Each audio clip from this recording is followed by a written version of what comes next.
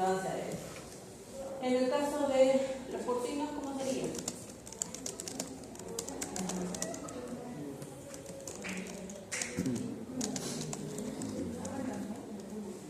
Lo que hacen es básicamente rebuscar, enterrar con el hocico, lo que se llama el hociqueo, en el alimento. ¿Sí? Siempre introducen lo que podría ser el hocico. En el caso del equino, ¿cómo era? Con los labios, ¿correcto?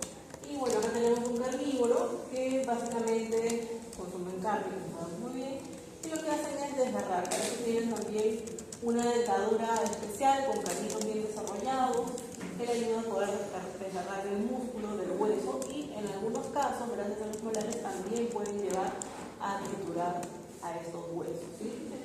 Ahora, así como estamos viendo esa diferencia en la prensión de sólidos, también hay una diferencia en la prensión de líquidos, es decir, la forma como llevan los líquidos a la boca, ¿no? Hay mucha diferencia en cómo un perro y un gato llevan el agua a la boca, ¿no? En el caso del perro, ¿cómo es? Como si fuese una cucharilla, ¿no? Lleva el agua. Y en el caso de los gatos,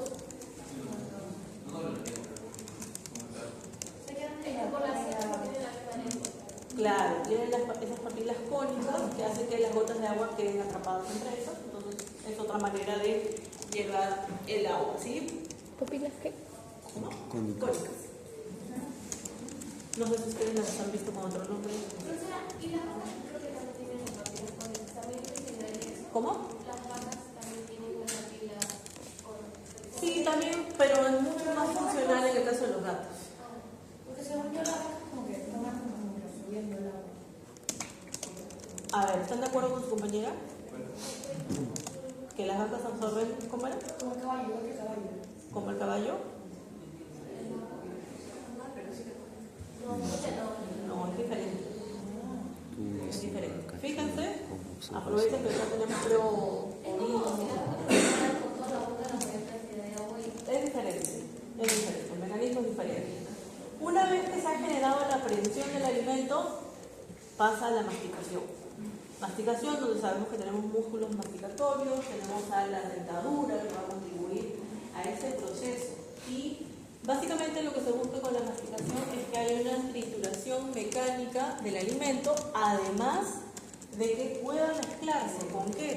Con la saliva. Tengan en cuenta que tenemos a la saliva muy implicada en este proceso de la masticación. ¿Para qué? Para formar el bolo alimenticio. Bolo alimenticio que debe pasar hasta las estructuras posteriores. Y para eso tenemos ciertos nervios, ¿no? Que van a contribuir a este proceso de la masticación. Y ojo, cuando hablamos de masticación, aquí también vamos a ver que tiene un componente voluntario y un componente involuntario, ¿sí? Por ejemplo, voluntario, cuando no sé, alguien se compró, por ejemplo, una manzana caramelada y le va a pegar un mordisco, ¿no? Entonces esa es voluntario, pero también es un componente involuntario porque cuando nosotros llevamos el alimento a la boca, inmediatamente ya estamos masticando. O cuando, por ejemplo, alguien se lleva ¿cómo se llama? La punta del lápiz, la tapa del lápiz o el dedo, ¿qué hace? Lo primero que hace es morder, ¿sí? Y eso se debe a que es un reflejo. Entonces, hablamos aquí de reflejos. Y vamos a ver que se va a ver implicado un poco lo que es el trigémino, lo que vendría a ser el nervio facial. Vamos a encontrar también un poco del hipogloso e incluso hasta el nervio vago, ¿no? Ahora, luego de que se ha producido la masticación, que ha ayudado a formar ese bolo alimenticio, da paso a la deglución. La deglución es el paso del bolo alimenticio desde la cavidad oral hacia el esófago hasta que llegue al estómago. Y aquí vamos a ver que tiene una fase voluntaria o fase oral, que pueden encontrar con ese nombre en los libros, y una fase involuntaria o también conocida como fase faríngea o fase esofágica. En la parte voluntaria significa que ustedes ya prepararon, bueno, el animal ya preparó el bolo alimenticio, ¿sí? Entonces, lo que hace es movimiento de la lengua es que ese bolo alimenticio choque con el paladar, ¿sí? Choque con el paladar y de esa manera pueda ir hacia la parte de atrás, empujado por la lengua. Eso corresponde a la parte voluntaria. Y una vez que llega a la faringe, se convierte en involuntario. ¿Sí? Esto va a permitir que ese bolo pueda pasar a través de la faringe y llegue al esófago. Y para eso vamos a ver que los pares craneales están llevando señales por parte, como vemos aquí, que vendría a ser el quinto par, el noveno, el décimo primero, el 12º, están implicados en este proceso que va a generar estos movimientos peristálticos, básicamente, que van a contribuir a la deglución. Entonces, hablamos aquí de movimientos a nivel del esófago, movimientos primarios, que son movimientos peristálticos, ustedes ya saben cómo se producen las peristalsis, que son movimientos entre 3, 4, 5, de acuerdo a lo que se requiera para que ese bolo pueda llegar hasta el estómago. ¿Sí? Tenemos movimientos secundarios que, como su nombre lo indica, se dan de manera secundaria, no necesariamente se van a dar, porque tengan en cuenta, y aquí un claro ejemplo, ¿a quién no le ha pasado alguna vez de que a lo mejor cortó un pedazo de carne, lo comió y no lo cortó bien, fue muy grande y es como siente como que se queda atorado ahí en el esófago, incluso puede generar cierta presión, ¿no? Eso quiere decir que los movimientos primarios no fueron suficientes para poder generar esa propulsión. Entonces aparecen los movimientos secundarios y normalmente puede ser 1 a 2, algunos autores hablan que hasta 3 movimientos secundarios permiten que ese bolo que se quedó como atorado pueda llegar hasta el estómago. ¿Sí? Y también tenemos movimientos antiperistálticos. Es decir, que en este caso van a ir de amoral hacia oral. Es decir, van a ir de atrás hacia adelante o de abajo hacia arriba. ¿Sí? Estos son de oral a oral, pero en este caso estamos hablando de anti. Estos van en sentido contrario, van a ir de oral hacia oral.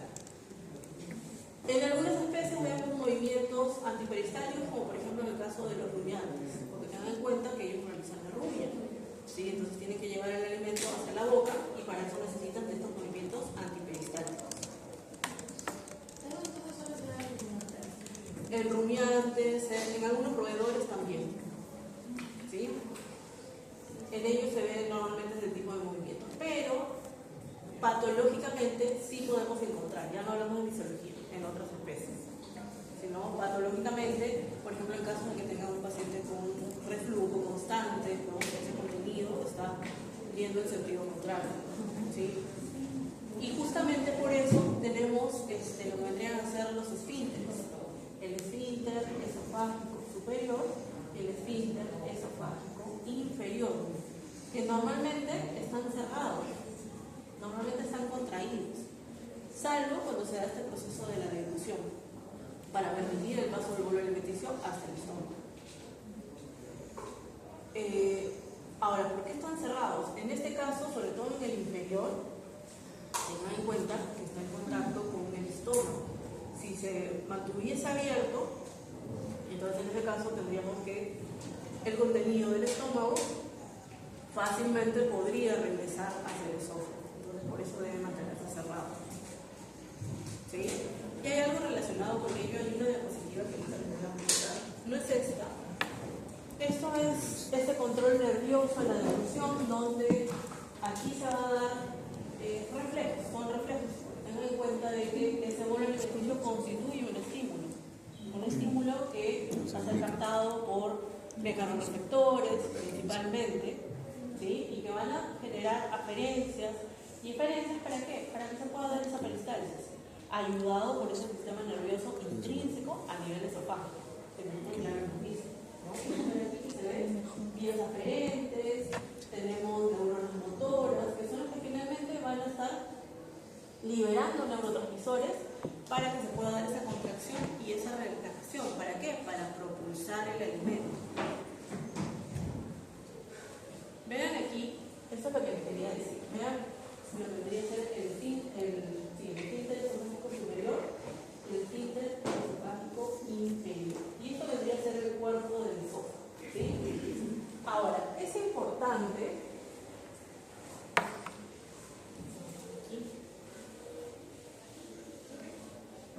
tener en cuenta de que se va a generar una presión, ¿sí? Se genera presión. Entonces, a ver, vamos a hacer una especie de esquema para que ustedes se acuerden, ¿sí? Antes de la deglución,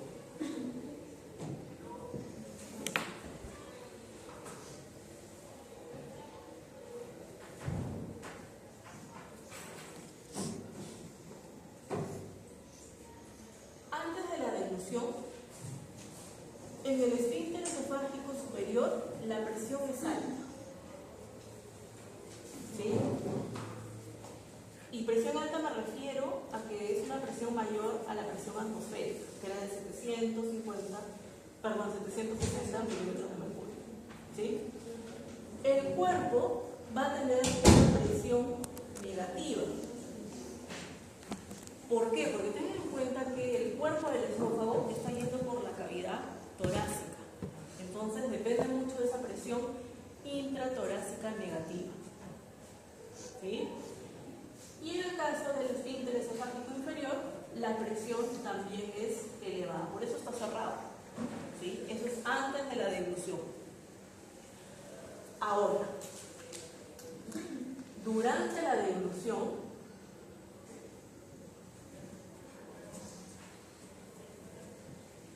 aquí vamos a ver un cambio.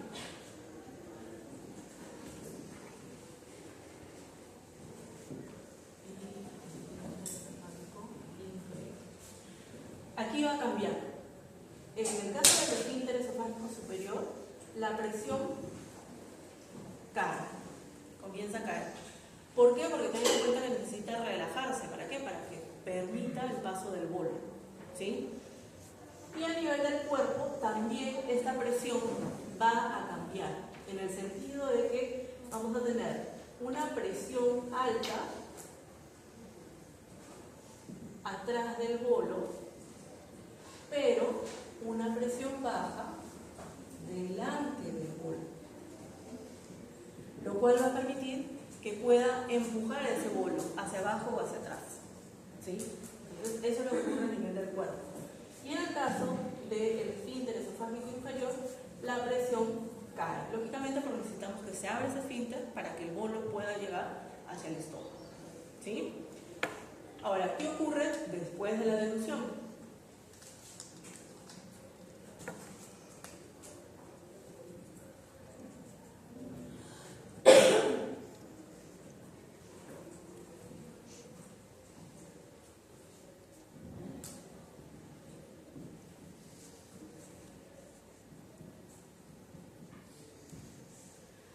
El esfínter esofágico superior, la presión alta se restablece, tiene que cerrarse, porque ya no tenemos bolo. En el caso del cuerpo, vuelve otra vez a esa presión negativa. Y en el caso del esfínter esofágico inferior, de lo que estuvo baja, ahora otra vez aumenta para contraerse y mantenerse cerrado, ¿sí? Entonces, eso es lo que ocurre con la presión que podemos ver aquí. Aquí nos habla de una presión cero, pero esa presión cero se refiere a esos 760 milímetros de mercurio. Aquí lo están midiendo de otra manera, pero ya como nosotros hemos visto el respiratorio 760 milímetros de mercurio, entonces nos basamos en eso, ¿sí? ¿Queda claro? Sí, claro.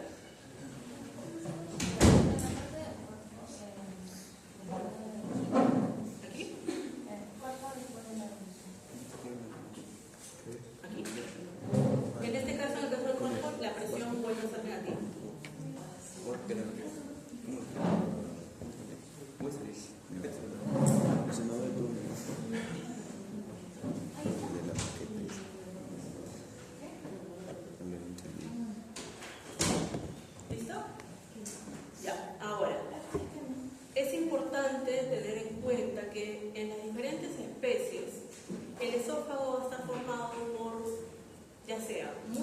estriado esquelético o músculo liso. ¿Sí? Por ejemplo, en el caso del caballo, en el caso del gato, tiene gran parte de musculatura lisa. En el caso de los bovinos, tiene gran parte de musculatura estriada. En el caso de los perros, en el caso de los cerdos, tienen como una transición entre músculo estriado y músculo liso. ¿Sí? Entonces, recordar un poquito de eso. Y de acuerdo a eso, va a variar la forma de cómo está siendo estimulada esta musculatura, ¿no? Voy a pasar a la diapo y luego voy a regresar aquí, porque quiero llegar aquí. Justamente, cuando hablamos de músculo estriado o músculo liso en el esófago, la inervación va a provenir de diferentes lugares, ¿no? Si estamos hablando de músculo liso, como ya sabemos, tenemos el núcleo dorsal motor, con su porción rostral y caudal. Que sabemos que va a estar liberando ya en sus fibras renales acetilcolina, si es excitatorio, si viene de la parte rostral, acetilcolina y sustancia P.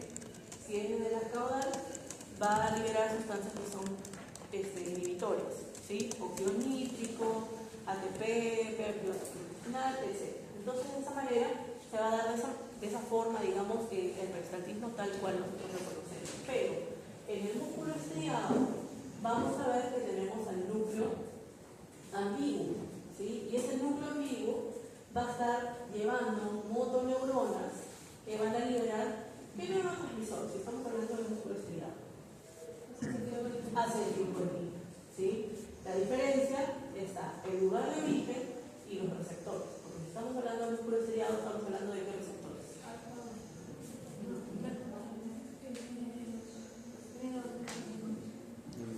Los nicotínicos, ¿sí? Y en este caso estamos hablando de los muscarinos, M1, M3, ¿sí? Entonces, quería hacer esa acotación. Y aquí podemos ver ese proceso de la deglución, ¿sí? Que traduciéndolo acá, vean aquí cómo maximiza este efecto y estas fibras comienzan a liberar acetilcolina, como vemos aquí, comienzan a liberar sustancias inhibitorias, ¿no? Óxido nítrico, péptido, ¿para qué? Para generar contracción y relajación, que es lo que va a permitir que ese bolo alimenticio pueda desplazarse. ¿Sí? Esto ya lo hemos visto.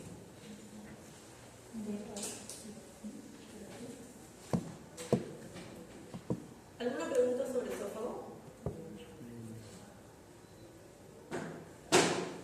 Pero ¿sabe cuál es la diferencia porque hay algo más músculo estriado y otro músculo? Es de cada especie. Por Sí, es por especie.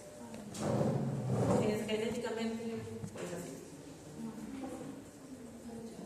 Muy bien, entonces, pasamos a lo que vendrían a ser las glándulas salivales. ¿Puedo borrar aquí? ¿Sí?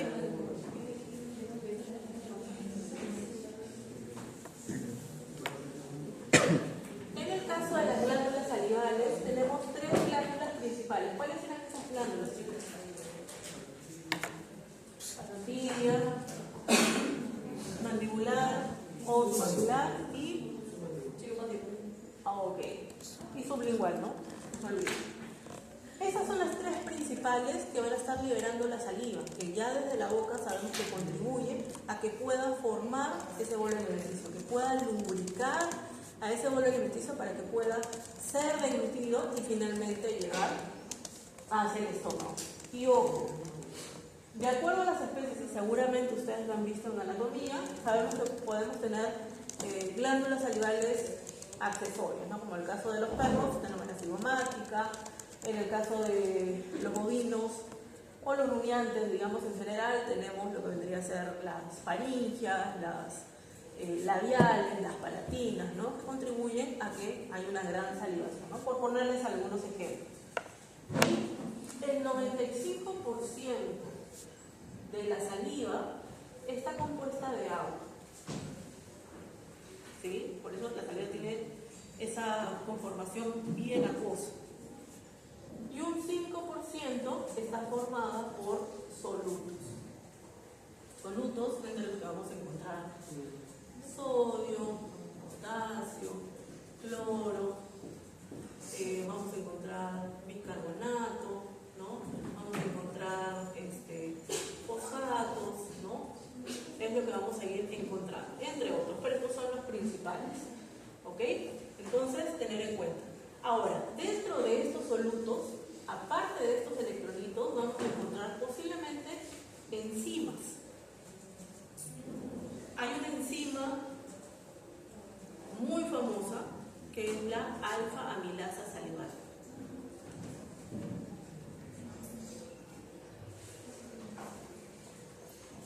¿Cómo dijo que se llamaba? Alfa-amilasa salival. ¿Qué especie tiene alfa-amilasa salival? Vacas. ¿Cuál? ¿Vacas? ¿Vacas inicial? No. Tampoco. En el caso de los cerdos sí. En el caso de los humanos también. Normalmente hay muchos autores que dicen que los animales que son omnívoros suelen tener alfa-amilasa salival, ¿no? En el caso de los cerdos, como dijo aquí nuestra compañera, son los mayores representantes de esta enzima. Y bueno, en el caso de los seres humanos, ¿no? Como dijo también el señor Casado. Se ha visto en algunos tipos de ratas también, pero por ejemplo en perros no hay, gatos tampoco, caballos tampoco, vacas tampoco, cabras tampoco, ovejas tampoco, ¿sí? Solamente vamos a encontrar ese tipo de especies. Por ejemplo, en el caso de monos. En el caso de los monos, como son primates, son nuestros primos hermanos, sí, se ha visto que muchas de estas especies de primates tienen, ¿sí? Principalmente porque son omnívoros. Ahora, ¿podemos encontrar otras enzimas? Sí, podemos encontrar lisocimas, podemos encontrar lipasa salival, ¿no? Podemos encontrar esterasas salivales, que se encuentran en ciertas especies, pero por ejemplo en el caso de la lipasa salival, esterasa salival, en el caso de los bovinos las encontramos en los terneros, no así en los adultos, ¿sí? Eso lo vamos a hablar cuando lleguemos a la parte de rumiantes, ¿ok? Entonces, ya tenemos esa conformación de la saliva, ¿no? Sabemos que esta saliva al 100%, 95% es agua. Y como toda glándula, porque estamos aquí hablando de glándulas salivales, les recordarán la histología, que las glándulas se caracterizan por tener los acinos. Tienen los acinos y también tienen una porción ductular, células ductulares. ¿Sí? Y esto, en este caso para las glándulas salivales, va a permitir que se puedan dar dos tipos de saliva. Una saliva primaria y una saliva secundaria. ¿Sí? Una saliva primaria y una saliva secundaria. Hay un gráfico donde podamos ver algo aquí. Esta saliva primaria o saliva de estadio 1, ¿sí? Ese nombre también de estadio 1, vemos aquí los acinos, ¿sí? Tenemos aquí la luz del acino, tenemos nuestras membranas apicales, nuestras membranas basolaterales. ¿Qué membrana sería esta? La basal, ¿no? O basolateral. Y las apicales, acuérdense que siempre es la que da hacia la luz, y para que no se olvide. Les recuerdo esto porque cuando hablemos de absorción de nutrientes, reabsorción a nivel intestinal, les voy a volver a preguntar. ¿Sí? ¿Pregunta? Claro, desde la porción apical es donde se saca. Entonces, en este tipo de saliva, vamos a ver que es una saliva de tipo isotónica o isosmótica. De la primaria. La primaria. ¿Qué quiere decir esto? Que sea isotónica y isosmótica.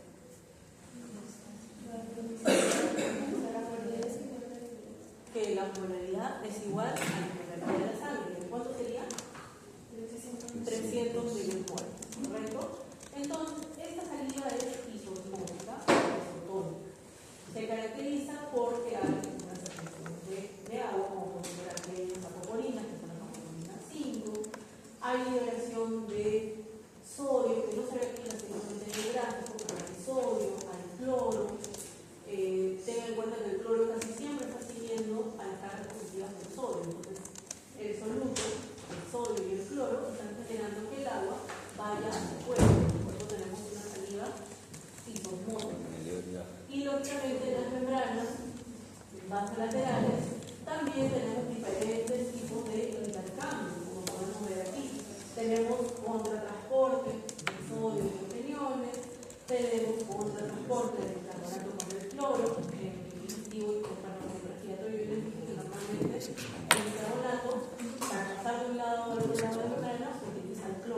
¿sí?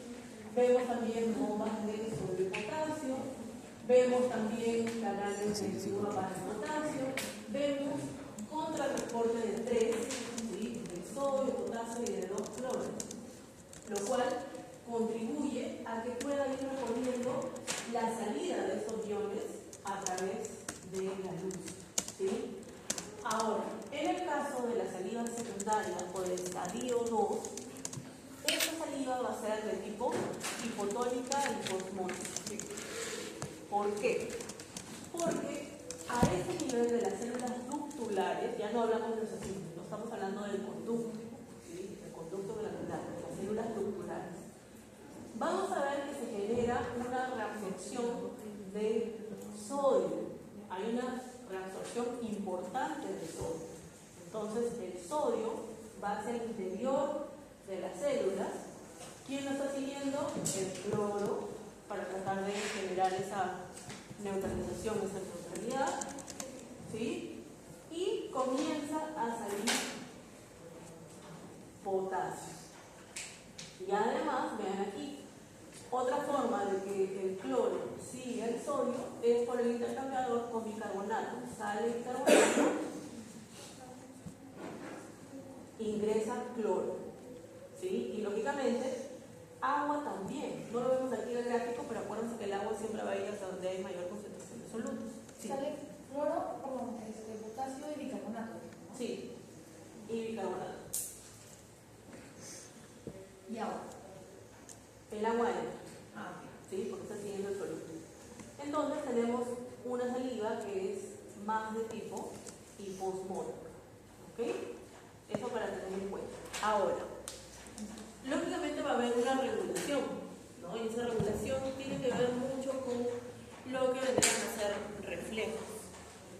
Y vean aquí en este gráfico, es un poco lo que ya hemos venido hablando. En realidad es lo mismo que el gráfico anterior.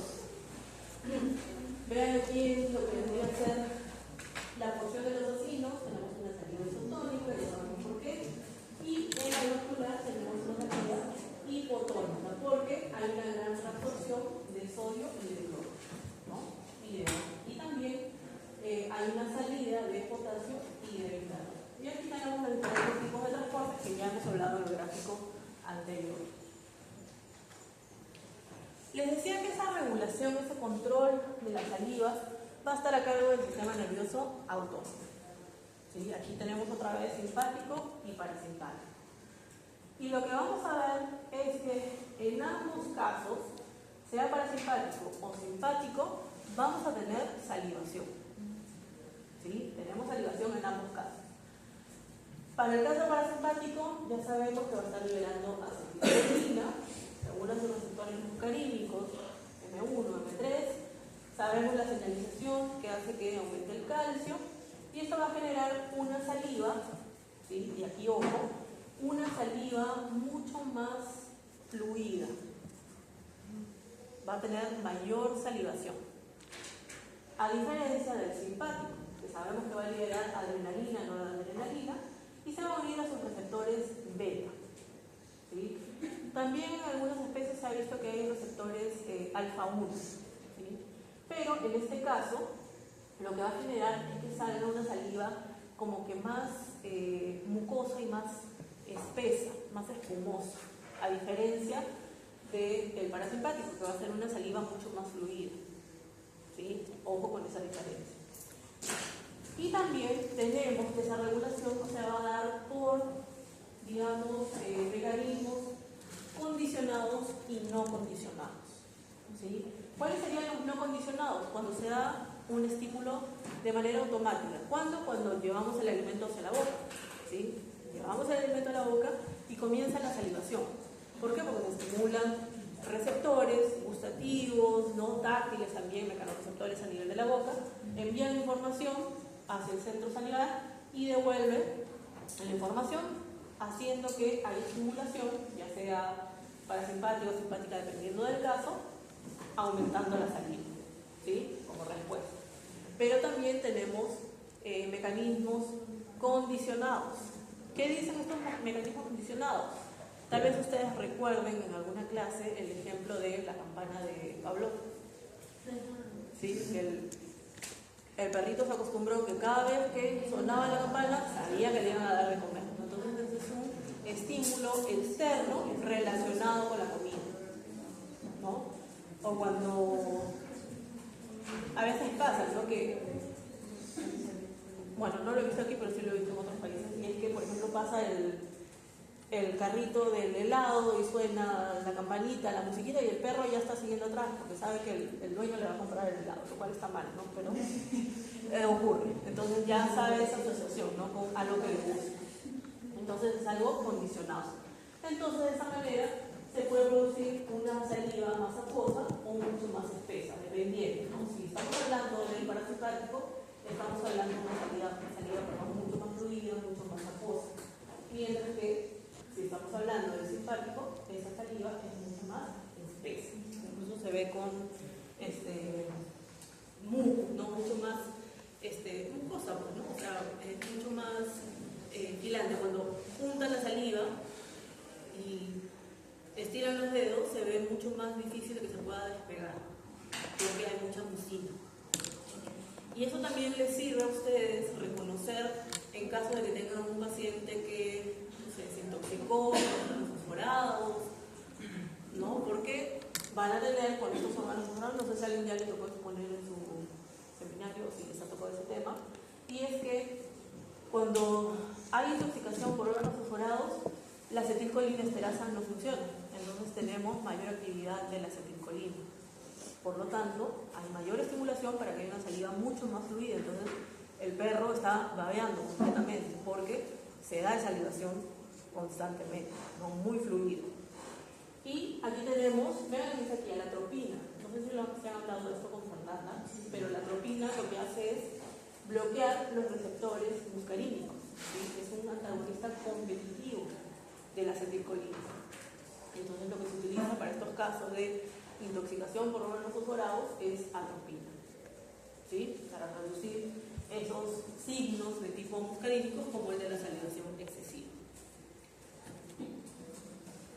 Igual aquí podemos ver, ¿no? La activación simpática y parasimpática. Sabemos que el parasimpático libera acetilcolina, se agonistan los receptores M1, M3. Chicos, ahí atrás, por favor, si quieren salir a conversar, pueden salir, no hay ningún problema. Sabemos que por la señalización a nivel intracelular aumenta el calcio, lo cual va a generar que sea una saliva con mayor contenido acuoso, por eso es mucho más fluido. También sabemos que estas vías parasimpáticas pueden liberar neuropéptidos. En este caso nos muestra que libera al péptido vasactivo intestinal. Que si se libera el péptido vasactivo intestinal, entonces va a generar una especie de salivación mucho más espesa. ¿Por qué? Porque su señalización hace que se libere también óxido nítrico, por lo tanto es una saliva con menos agua y más cantidad de mucina. Y en el caso del simpático tenemos receptores beta 1 que por su señalización de tipo excitatoria aumenta el AMP cíclico y tenemos una saliva con mayor cantidad de mucina y menos agua. Y también les comenté que hay algunas especies que tienen receptores alfa 1, ¿no? Estos alfa 1 están acoplados a proteínas GQ, entonces lo que hacen es básicamente aumentar el calcio por aumento del fosfato, del glicerol. Entonces se ha visto que estos alfa 1 pueden generar una saliva algo más acuosa, ¿sí? Sé que pueden confundir, todo depende de los receptores, ¿ya? Igual aquí, esto es lo que hemos estado viendo. Ven aquí proteína G, acoplada a proteína G1, este receptor, y todo lo que conlleva. Ese aumento de calcio, ¿sí? A través del trifosfato, del glicerol que activa la proteína C para que tenga calcio. Ese aumento de calcio lo que va a hacer es favorecer que todos estos transportadores que hemos estado hablando, que permiten la salida del sodio, del potasio, del agua que se activa en las hemoglobina, todo depende de la actividad de estos neurotransmisores sobre sus receptores. Son los que le van a dar esa funcionalidad a a estos transportes a través de la membrana por el aumento del calcio. Recomendación, ¿sí? Recomendación. Toda la parte de digestivo, yo les recomiendo que lean del libro de García Sacristán. ¿Sí? García Sacristán, Fisiología Animal de García Sacristán. Esta parte de la saliva está bien explicado. Para mí es el que mejor explica la parte de la salivación. ¿Sí? Entonces, en la mayor parte de digestivo les recomiendo el libro de García Sacristán. Para motilidad les recomiendo el libro de Gall, pero este tema de la salivación está muy bien explicado en el libro de García Sacristán. ¿Para movilidad cuál? Gall. Para la parte de secreción gástrica también les recomiendo el libro de García Sacristán, que no sé si nos va a dar el tiempo de verlo hoy día o la próxima semana. Creo que la próxima semana. Ahí pueden leer también secreción gástrica, García Sacristán. Y vean, aquí hay algunas características de la salida de los rumiantes. Aquí hay una particularidad, ¿sí? No me voy a centrar tanto ahí en estos componentes, pero aquí sí. Nos hace un comparativo entre la saliva de un bovino y de un canino. Y vean aquí, en la parte del bicarbonato y del fosfato, en el caso de los rumiantes es mucho más elevada, ¿sí? Es muchísimo más elevada que en los caninos. Y esto tiene su razón de ser. Ustedes van a hacer una práctica sobre saliva de rumiantes en la semana 12, me parece. Y ustedes van a medir el pH. Y esa saliva, ¿sí? La saliva en rumiantes está entre 8 y 9. Es bien alcalina. Es bien alcalina, ¿por qué? Porque encontramos bicarbonato y fosfato. A diferencia de la saliva de un canino, que tiende a estar en 6.5, 7, ¿no?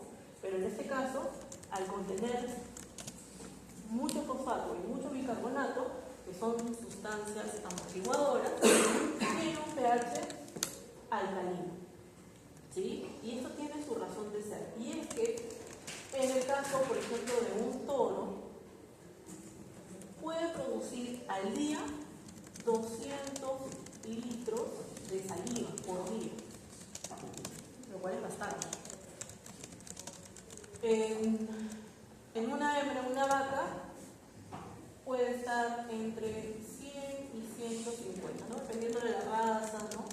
Por día, lo cual es bastante. Esto, como les vuelvo a repetir, tiene su razón de ser, y es que a nivel del rumen, habíamos hablado antes del proceso, me parece, que existen microorganismos ruminales. Estos microorganismos ruminales, a medida que están haciendo digestión, van a producir acidez, hacen que el pH disminuya. Y disminuye, por ejemplo, a 2, a 1, en algunos casos, ¿sí? El pH.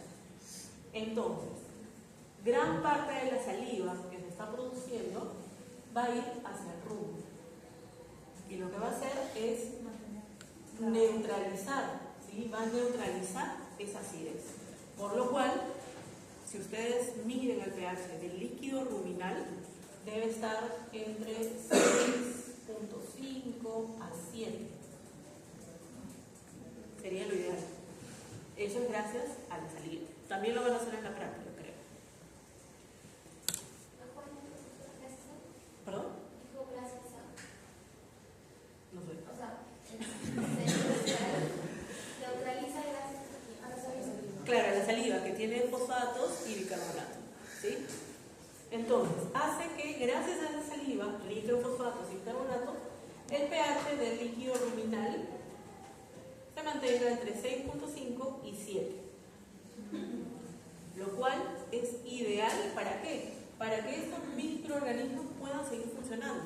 Porque si, por ejemplo, se queda un pH de 2, de 1, estos mismos microorganismos van a dejar de funcionar, porque es un ambiente muy ácido, comienzan a morir. Entonces dejan de generar esa digestión fermentativa. Por lo tanto, la saliva va a mantener a estos microorganismos gracias al fosfato y al bicarbonato, que actúan como amortiguadores, van a neutralizar, haciendo que el pH se mantenga entre 6.5 y 7. Si disminuye, si está por debajo de 5.5 este líquido ruminal, entonces aquí sí estamos ya hablando de patología, que la van a ver en clínica rumiantes. Acidosis ruminal, ¿no? Y además tener en cuenta que esos microorganismos también producen gran cantidad de gases, así como producen ácidos grasos volátiles, también producen gases, metano, CO2, que tienen que ser eliminados mediante el eructo, ¿sí? Entonces tener en cuenta ello. Y bueno, vamos a hablar un poco de esto la próxima semana cuando hablamos de rumiantes. Tienen aquí algunas funciones de la salida de rumiantes que son parecidas a las que vamos a ver en otras especies en general, ¿no? Lubricación y sabor en la mayoría de las especies, ¿no? Actividad enzimática, contiene lipasas, cisalasas, pregástricas, que lo que van a hacer es hidrolizar los lípidos, los ácidos grasos, de la leche materna. Por eso les decía que en este caso lo vamos a encontrar en los terneros, no en los adultos.